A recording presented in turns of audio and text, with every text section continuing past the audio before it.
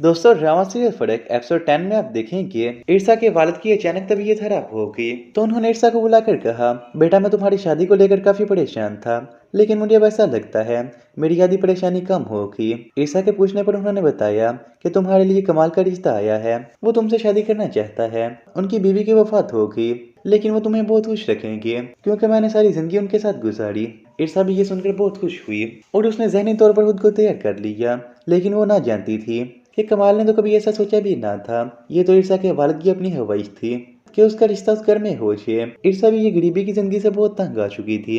उसके दोस्तों से ताना देती कि तुम एक नौकर की बेटी हो, इसलिए ईर्षा ने सोच लिया था कि वो कुछ बहुत बड़ा करेगी। लेकिन ईर्षा से भी कोई मोहब्बत करता था और वो था दानियाल। दानियाल ईर्षा के बिना एक पल भी गुजारना बहुत मुश्किल था। जब दानियाल को पता चलेगा कि ईर्षा का रिश्ता आया तो वो भागा हुआ ईर्षा के पास आया। ईर्षा, मुझे पता चला कि तुम्हारे लिए बहुत अमीर लड़के का रिश्ता आया, लेकिन मेरी बात मानो, तुम शादी से इनकार कर दो, मैं तुम्हें बहुत खुश रखूंगा। सब कुछ पैसा नहीं होता, तुम मेरी मोहब्बत को समझो। ईर्षा वहां से चली गई क्योंकि वो सारी जिंदगी गरीबी में नहीं गुजार सकती थी। क्योंकि ईर्षा के वालिद की हैरियत मालूम करने उनके घर आया। जब ईर्षा ने उसे देखा तो कमाल उन्हें बहुत अच्छा लगा। ईर्षा ने कमाल से कह दिया कि मुझे पता चला आपका मेरे लिए रिश्ता आया, क्या आप मुझसे शादी करेंगे? कमाल ने जब ईर्षा की तरफ देखा तो उसे बहुत हैरानी हुई क्योंकि कमाल तो ये सब जानता भी ना था।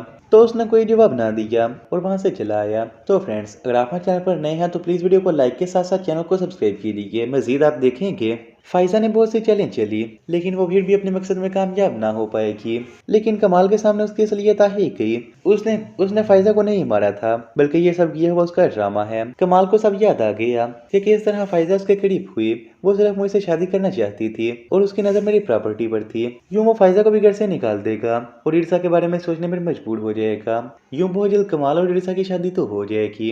ईर्षा को सब कुछ मिलेगा, लेकिन कमाल का प्यार वो हासिल ना कर पाएगी क्योंकि उसने ईर्षा को कभी उस नजर से देखा ही ना था। तो फ्रेंड्स, आपको क्या लगता है, क्या करनी चाहिए ईर्षा को कमाल से शादी या नहीं? अपनी राय में कमेंट से बताइएगा। शुक्रिया।